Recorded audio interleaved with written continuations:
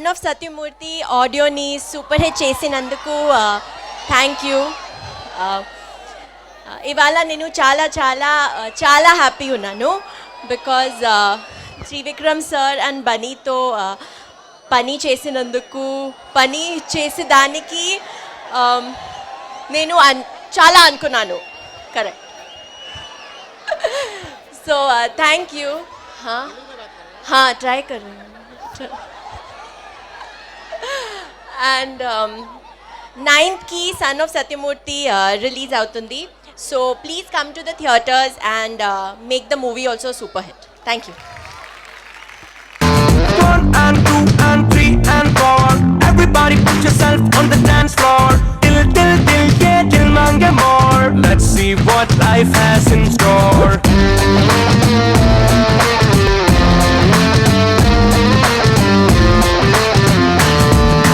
Wall cloth पहने kitty पैयरो, कालन करने का पैयरो, world की बेगम छुपैयरो. The night is still young, upayaro. Cinema మొత్తం ఒకే మాటలో చెప్పాలంటే సత్యమూర్తి అనే ఆయన వాళ్ళ అబ్బాయి విరాజ్ ఆనంద్, అతని తాలూకు కథ. వాళ్ళ నాన్న గురించి అతను చెప్పిన మాటలు ఇందాక బ్రహ్మానందం గారు చెప్పేశారు. మా నాన్న అంటే నాకు మర్చిపోలేని ఒక జ్ఞాపకం అని.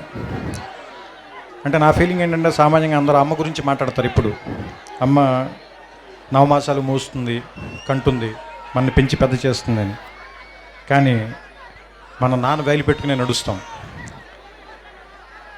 చిన్నప్పుడు ఒక స్పానిష్ ఆర్ బ్రెజిలియన్లో ఒక సామెత ఉంది. ఏంటంటే చిన్న వయసులో ఒక 5 ఏళ్ల వయసులో 6 ఏళ్ల వయసులో ఉన్నటువంటి పిల్లలకి ఫాదరే సూపర్ హీరో, వాళ్ళ ఫాదర్ సూపర్ మ్యాన్ అనుకుంటారు. ఏమైనా చేయగలడు మా నాన్న ప్రపంచంలో సాధించలేదంటే ఏం లేదనుకుంటారు. వాడు స్కూల్కి వెళ్ళి వాడికి ఒక 10 ఏళ్ళు అంతా వచ్చిన తర్వాత ఇంకా వేరే వాళ్ళు, ఇంకా డబ్బున్న వాళ్ళ ఫాదర్లని లేదా ఇంకా బాగా పెద్ద పెద్ద కార్లు ఉన్న వాళ్ళని వీళ్ళని చూసిన తర్వాత మా నాన్న అంత గొప్పడు కాదేమోలే, మా నాన్నకంటే గొప్పలు కూడా ఇంకా చాలామంది ఉన్నారేమో అనిపిస్తుంది. అదే ఒక 15 ఏళ్ళు దాటి 18 ఏళ్ళు అవి వస్తున్నప్పుడు నాన్న సిగరెట్ కాల్చొద్దురా, లేదా బాగా చదువుకోరా, రాత్రిపూట ఇడ్లీకి ఇంటికి రారా, ఇలాంటివన్నీ చెప్పినప్పుడు మా నాన్న ఏంటి బాగా నసదొబ్బుతున్నాడు, చేదస్తాం అనుకుంటాను, మా నాన్నకి సరిగ్గా తెలియదు అనుకుంటా బతకటం, అందుకని ఇలా అయిపోయాడు అనుకుంటాడు. వీడికి ఒక 20 ఏళ్ళు 25 ఏళ్ళు వచ్చి ఒక అమ్మాయిని పెళ్లి చేసుకున్న తర్వాత ఒక ఫ్లాట్ రెంట్కి తీసుకోవటం, ఉద్యోగం చేయటం, నెలాఖరికి వచ్చేసరికి అప్పులు చేయాల్సి రావటం, బిల్స్ కట్టాల్సి రావటం. ఇలాంటప్పుడు నాన్న మనం మరీ అనుకున్నంత వేస్ట్ ఏం కాదనుకుంటే బాగానే మేనేజ్ చేసినట్టున్నాడు 4 పిల్లలు. కానీ మనకి దీనమ్మ ఇంకా ఒక్కడిని కూడా కనకుండానే ఇంత కష్టంగా ఉంది మనకి అనిపిస్తుంది. ఆ తర్వాత ఒక 35-40 దాటిన తర్వాత పిల్లలు కొంచెం పెద్దవాళ్ళు అవుతుంటే స్కూల్ ఫీజులు, రికమెండేషన్లు, ఆ తర్వాత వాళ్ళకి ఏదైనా ఒంట్లో బాగున్నప్పుడు రాత్రిపూట హాస్పిటల్కి పరిగెత్తటాలు, ఏదైనా ఒక కష్టం వస్తే డబ్బుల కోసం ఎత్తుక్కోవటాలు. ఇలాంటప్పుడు నాన్న గుర్తుంచి కళ్ళల్లో నీళ్ళు వస్తాయి, అయ్యి బాబు ఇన్ని కష్టాలు పడి మన అందరినీ పెంచి ఇక్కడ దాకా తీసుకొచ్చాడని. కానీ మనం అది చెప్పేసరికి చాలామంది నాన్నలు ఉండరు, చచ్చిపోతారు. అందుకని నా ఉద్దేశం ఏంటంటే నాన్న బతికుండగానే మనందరం థ్యాంక్స్ చెప్దాం. మా నాన్న దృష్టిలో భార్య అంటే నచ్చి తెచ్చుకునే బాధ్యత, పిల్లలు మొయ్యాలనిపించే బరువు. కానీ నా దృష్టిలో నాన్నంటే మర్చిపోలేని ఒక జ్ఞాపకం.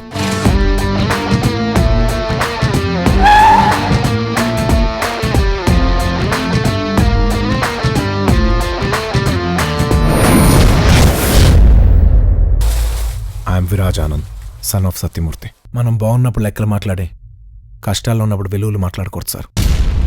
మన భారతీయులందరికీ కూడా భాషతో సంబంధం లేదు. మన భారతీయులందరికీ కూడా ఒక డే అనే దాని మీద పెద్ద నమ్మకం లేదు. ప్రేమని ఫిబ్రవరి 14 రోజున మాత్రమే ప్రేమించి ఆ తర్వాత ఆడపిల్లని చంపేద్దాం, వాళ్ళ మీద యాసిడ్ పోసేద్దాం. అలా కాకుండా జీవితాంతం ఆడపిల్లని ప్రేమిద్దాం, తప్పేం లేదు. అలాగే అమ్మను కూడా సంవత్సరంలో ఒక రోజు ప్రేమించి మిగతా అన్ని రోజులు కంచాలు విసిరేసి తిట్టటాలు అవి కాకుండా అమ్మని జీవితాంతం ప్రేమిద్దాం. అలాగే నాన్నను కూడా ప్రపంచంలో సంవత్సరంలో 365 రోజులు ఒక రోజు కాకుండా 365 రోజులు గుర్తించుకున్నాం. అంటే నా ఉద్దేశం ఇట్స్ అన్ ఓడ్ టు ఫాదర్. ఎందుకంటే ఫాదర్స్ సరిగ్గా గుర్తింపు లేకుండా మిగిలిపోయిన ఒక పాత్ర అనిపిస్తుంది నాకు, కావ్యాల్లో కానీ నాటకాల్లో కానీ సినిమాల్లో కానీ. అంటే అమ్మని డ్రమటైజ్ చేసినంతగా మనం ఫాదర్ని ప్రపంచం ముందుకు ఎక్కువ చూపించలేకపోయామా అని అనిపిస్తుంది. కానీ ఫాదర్ నుంచే కదా మనం వారసత్వం కూడా తీసుకుంటాం. ఫాదర్ ఇచ్చే డబ్బులు కాదు, ఫాదర్ ఇచ్చే పేరుని తీసుకుని ముందుకెళ్తాం. ఫలానా వాళ్ళ అబ్బాయి ఇతను ఫలానా వాళ్ళ మనవడు ఇతను, లేదా ఫలానా ఫ్యామిలీ నుంచి వచ్చాడు ఇతను అని. సో అంటే ఫాదర్ దగ్గర నుంచి మనం ఇన్ని తీసుకున్నప్పుడు, ఫాదర్ దగ్గర నుంచి మనం సంస్కారం తీసుకున్నప్పుడు, ఫాదర్కి తిరిగి మనం ఏమి ఇవ్వగలం? కృతజ్ఞత. ఫాదర్ కృతజ్ఞత కోరి మనం పెంచాడు కదా, మరి ఏమి ఇద్దాం? ఒక జ్ఞాపకంగా గుర్తుపెట్టుకుందాం, మర్చిపోవద్దు. మనం అతనికి చెప్పాల్సిన అవసరం కూడా లేదు, ఎందుకంటే ఫాదర్ మనం తిరిగి థ్యాంక్స్ చెప్పాలని కోరుకోడు. చిన్నప్పుడు ఆయన భుజాల మీదే నుంచుని ప్రపంచాన్ని చూస్తాం, ఆయన వేలు పట్టుకుని నడక నేర్చుకుంటాం, ఆయన ఒళ్ళో కూర్చుని చదవటం నేర్చుకుంటాం, ఆయన ఒళ్ళో కూర్చుని ప్రపంచాన్ని చూడటం నేర్చుకుంటాం. ఆయనతో పాటే ఆయన స్కూటర్ డ్రైవ్ చేస్తుంటే ఆయన ముందు నుంచుంటాం, ప్రపంచం మొత్తం మనమే గెలుస్తున్నాం అనుకుంటాం. ఆయన వెళ్ళిపోయిన తర్వాత ఒంటరిగా ఉన్నామని ఎప్పుడు అనుకోవద్దు. మన వెనకాల కనపడిన ఒక నీడలాగా నాన్న ఎప్పుడు మనతోనే ఉంటాడు. ఇది చెప్పటమే ఈ సినిమాలో నా ఉద్దేశం. సో ఈ సన్ ఆఫ్ సత్యమూర్తి మీ అందరికీ ఆనందాన్ని ఇస్తుందని నమ్ముతూ, మా నాన్న నాకు అనుభవించడానికి బోల్డంత ఆనందాన్ని ఇచ్చాడు, సాల్వ్ చేయడానికి ఒక సమస్యనిచ్చాడు, ప్రేమించడానికి ఒక అమ్మాయినిచ్చాడు.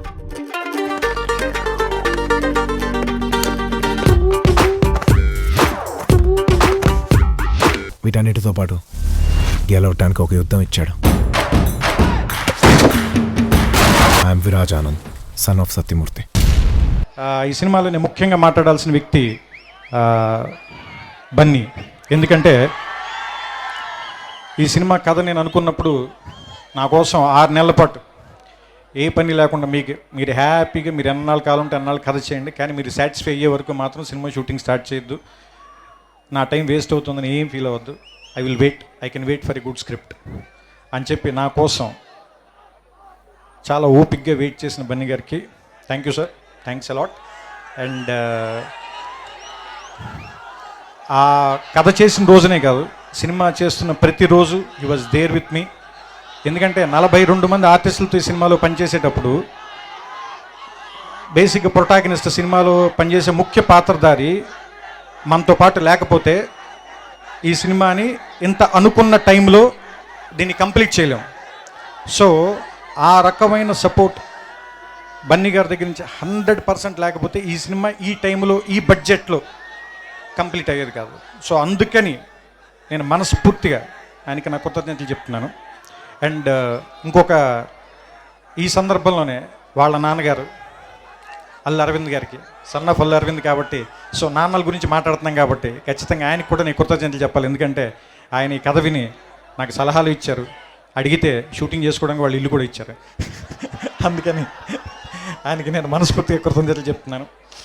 ఇకపోతే ఈ సినిమాని ప్రొడ్యూస్ చేసేటప్పుడు రాధాకృష్ణ గారు నాకు చెప్పింది ఏంటంటే, నువ్వు నాకు కమర్షియల్గా డాన్సులు, ఫైట్లు, ఐటమ్ సాంగ్లు ఇలాంటి సినిమాలు నీ నుంచి నేను కోరుకోవట్లే, నీ నుంచి నేను కోరుకునేది ఏంటంటే మంచి కథ చెప్పు, ఆ కథ మనదై ఉండాలి, మన వాళ్ళకి సంబంధించింది ఉండాలి, మన అమ్మ నాన్నలు, మన అత్త మామలు, మన ఇంటి ఎదుర్కొన్నవాళ్ళు, మన సందులో ఉన్నవాళ్ళు, మన కాలనీలో తెలిసిన వాళ్ళు, మనం కాలేజీలో చదువుకున్నప్పుడు చూసిన వాళ్ళు, ఇలాంటి కథ ఏదైనా ఒకటి చెప్పు. ఎందుకంటే గొప్ప కథలు చిన్నగానే మొదలవుతాయి, అనగనగాతోనే మొదలవుతుంది, రామాయణమైనా భారతమైనా కూడా. సో అనగనగాతోనే చెప్పు, చిన్న కథే చెప్పు, బాగా చెప్పు. సో అంతలా నమ్మి మా వెనకాల నిలబడి మేము ఏది అడిగితే అది ఇచ్చి, మేము అడగనివి కూడా ఇచ్చి మాకు వెనకాల నిలబడినటువంటి చిన్నబాబు గారికి మనస్ఫూర్తి కృతజ్ఞతలు చెప్తున్నాను sir. Thank you sir.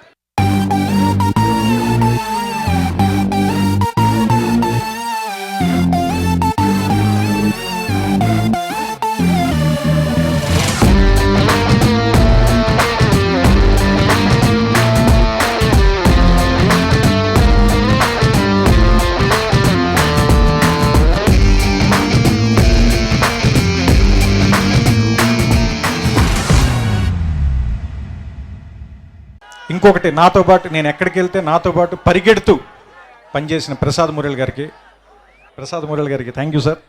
Ravi గారికి, ఆయన టీం అందరికీ మనస్ఫూర్తిగా కృతజ్ఞతలు చెప్తున్నాను. నా ఎడిటర్ ప్రవీణ్ పూడి అండ్ నా డైరెక్షన్ డిపార్ట్మెంట్, నా script coordinator Sai Gopal and నా co director Suresh and rest of the team Shobhan, ఇంకా మిగతా వాళ్ళందరికీ కూడా నేను మనస్ఫూర్తిగా కృతజ్ఞతలు చెప్తున్నాను.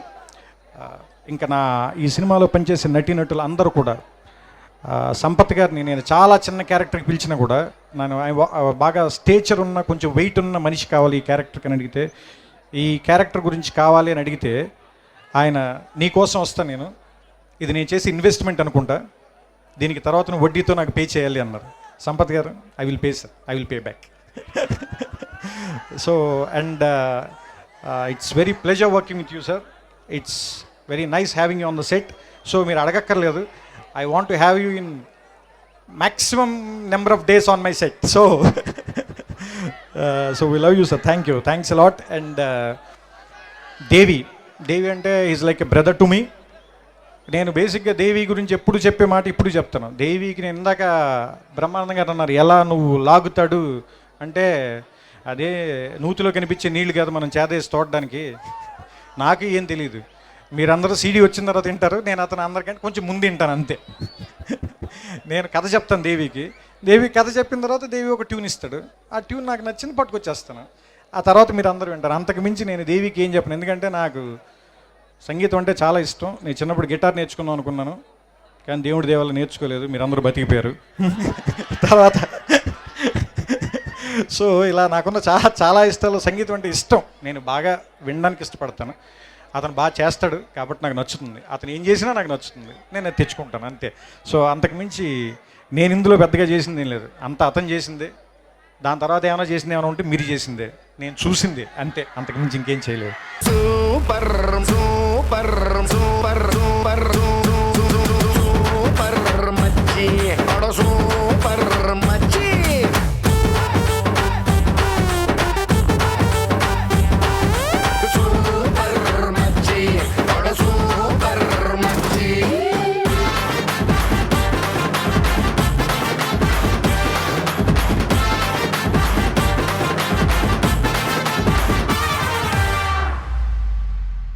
ఈ ఫంక్షన్ ఇవాళ ఇక్కడ పెట్టడానికి మెయిన్ కారణం మా ప్రొడ్యూసర్ రాధాకృష్ణ గారు.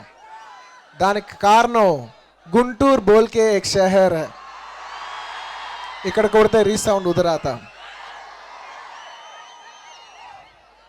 మేము సినిమా తీసినప్పుడు రాధాకృష్ణ గారు ఎప్పుడు ఒక్కసారి కూడా ఇన్ని కోట్లు డబ్బులు పెట్టారు కానీ ఎప్పుడు ఒక సిగ్నేచర్ కానీ ఒక డాక్యుమెంట్ కానీ ఏమీ లేకుండా కేవలం నమ్మకంతో సినిమా తీసాం.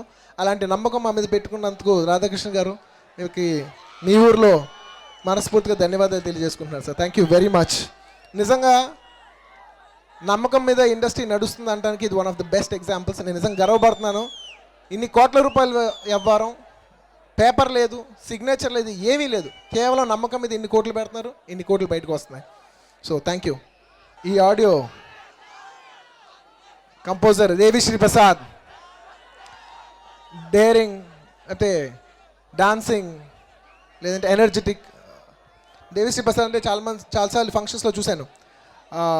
డైనామిక్ అని, స్పెషల్ అని, పర్ఫార్మర్ అని ఉంటుంది. నాకు మాత్రం dear special person Devi Sri Prasad. తన మ్యూజిక్తో నన్ను జనాల్ని వాళ్ళ మనసుల్లోకి తీసుకెళ్తూ ఈ సినిమాలో నాకు నిజంగా చాలా మంచి ఆల్బమ్ ఇచ్చాడు. అండ్ ఈ సినిమాలో సూపర్ మచ్చి అనే సాంగ్ ఇచ్చాడు. సూపర్ మచ్చి ఎలా ఉంటుంది, ఏర బాబు ఇంటికాడ ఈత కళ్ళు తాగుతుంటే బీర లాంటి పిల్ల వచ్చి చూపుతో లాగుతుంటే ఎండు కళ్ళు చేసుకుంటే ఇదేవి లాగు ఉంటే రేగి పళ్ళు లాంటి మళ్ళీ రారా నమ్మావంటే ఎర్రాని రంగు ఉంటే పచ్చానికి ఒక రంగు నాకు ఇంక పాటలు ఇంకా పాడతామే ఇంత కష్టంగా ఉందంటే తను ఈ పాట రాశాడు. ఇలాగ నాన్ స్టాప్ వెళ్ళే పాట రాశాడు. అంత గొప్ప పాట రాసినందుకు నా ఫ్రెండ్ దేవిశ్రీ ప్రసాద్కి నేను మరోసారి థ్యాంక్ యూ చెప్పుకుంటూ, చల్ చలో చలే అనే గొప్ప పాట నాకు ఇచ్చాడు. నాకు నిజంగా చాలా ఇష్టమైన పాట. అందులో చాలా పదాలు నాకు బాగా కనెక్ట్ అయిన పాట. పడ్డవాడే కష్టపడ్డవాడే పైకి లేచే ప్రతి ఓడు, ఇలాంటి మంచి మంచి లైన్స్తో నాకు ఇంత మంచి పాట ఇచ్చిన దేవిశ్రీ ప్రసాద్కి మరొకసారి ధన్యవాదాలు తెలియజేసుకుంటున్నాను.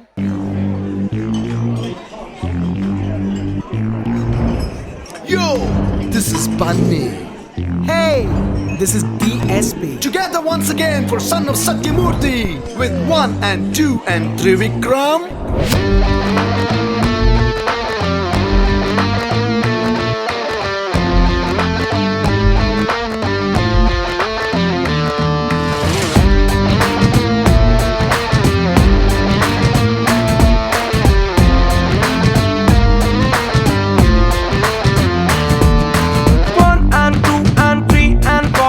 Everybody put yourself on the dance floor. Till, yeah, till mange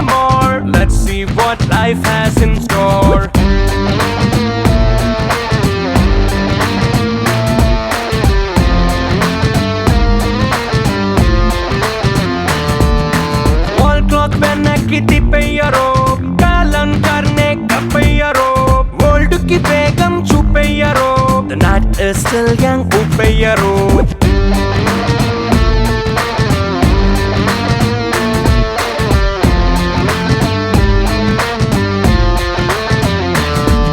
ప్రపంచం ఓ రౌండుగున్న సున్నా లైఫ్ అంటే ఓ స్ట్రెయిట్ లైన్ నాన్న బాగుందే ఈ రోజు నిన్న కన్నా రాజలౌ కరోనా విమానంలా దూసుకెళ్తూ ఉన్న విహారంలో మునిగిపోయి ఉన్న ప్రమాదం వినోదం ఈ యవ్వనాన ఎంత ఆపినా 1 and 2 and 3 and 4 everybody put yourself on the dance floor till yeah till mange more let's see what life has in store Son of Satyamurthy, he says, Viluvale Asti. మనం బాగున్నప్పుడు లెక్కలు మాట్లాడే కష్టాల్లో ఉన్నప్పుడు విలువలు మాట్లాడుకోవచ్చు సార్.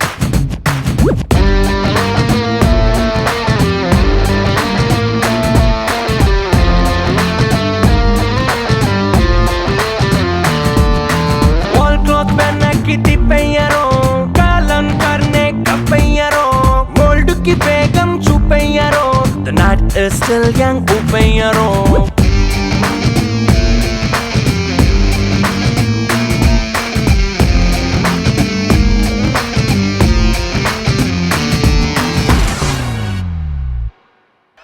లాస్ట్లో త్రికోణ శ్రీనివాస్ గురించి మాట్లాడే ముందు ఈ సినిమాలో చాలామంది టెక్నీషియన్స్ పనిచేశారు.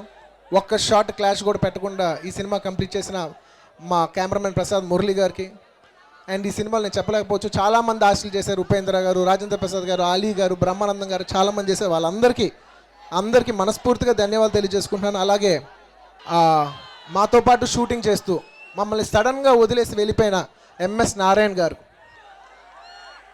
అంటే మేము షాక్లో ఉన్నాం. ఇంకా ఆయన వెళ్ళిపోయాడు అనేది మేము ఇంకా నమ్మలేకపోతున్నాం. 1 డే షూటింగ్ చేస్తున్నాం, ఆయన లేరని చెప్తున్నారు. మేము షూటింగ్ చేస్తున్నాం కానీ మేము నమ్మలేకపోతున్నాం. సో మమ్మల్ని అలా హఠాత్తుగా వదిలేసి వెళ్ళిపోయిన ఎంఎస్ నారాయణ గారిని ఒకసారి మేము అందరూ తలుచుకుంటున్నాం.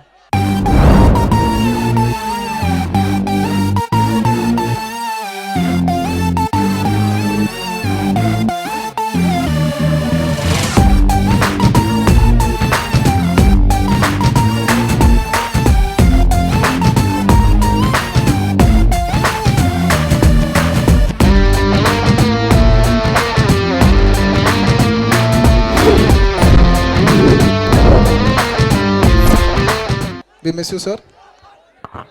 అండ్ తిరుపతి గారి గురించి చెప్పాలంటే నాకు భయం. ఎందుకంటే మాటల్లో ఆయన గురించి చెప్పాలంటే అందరూ అంటుంటారు కదా మాటల మాంత్రికుడు అని. అలాంటి ఆయన గురించి నేను చెప్పాలంటే నాకు భయం. నేను ఒకటే చెప్పగలను, నా కెరియర్ జూలై నుంచి సినిమా నుంచి మళ్ళా కిక్ స్టార్ట్ చేశారు. సన్ ఆఫ్ సత్యమూర్తితో షిఫ్ట్ గారు కొట్టిస్తారని నేను ఆశిస్తున్నాను. అండ్ ఇక్కడికి ఎంతోమంది గెస్ట్లు వచ్చారు. మీరు వచ్చిన వాళ్ళందరికీ మనస్ఫూర్తిగా ధన్యవాదాలు తెలియజేసుకుంటూ ఈ సినిమా 9th రాబోతుంది, సన్ ఆఫ్ సత్యమూర్తి. సో మీకు నచ్చుద్దని ఆశిస్తున్నాను. Thank you. ఓ శీతాకాలం సూర్యుల్లాగా కొంచెం కొంచెం చూస్తావే, సూటిగా తాకే చూపులతోటి గుచ్చయొచ్చుగా.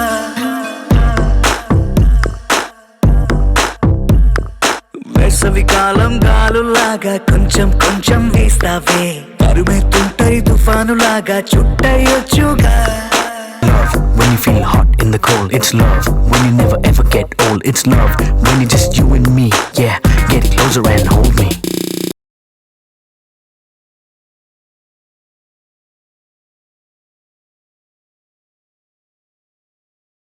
సమంతలో నచ్చేది మీకేంటో నాకు తెలియదు, కానీ నాకు మాత్రం నచ్చేది ఒకటే ఒక పాటు, ఇక్కడి నుంచి ఇక్కడ దాకే.